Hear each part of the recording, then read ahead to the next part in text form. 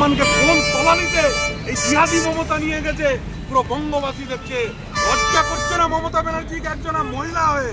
আর যেভাবে মহিলারা আর তৃণমূলের কুকথাটাকে মানুষের সামনে রেখে দিচ্ছেন, মমতা ব্যানার্জির কি লজ্জা হচ্ছে না একজন মহিলা হিসাবে, রাজ্যের মুখ্য প্রশাসক হিসাবে?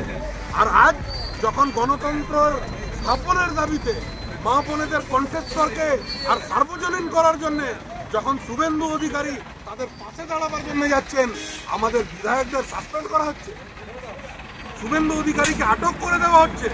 কি ভাবছেন মমতা ব্যানার্জি? এইভাবে বিজেপিকে আটকিয়ে দিতে পারবেন? আপনার ক্ষমতা নেই, আপনার সময় শেষ চলে এসছে।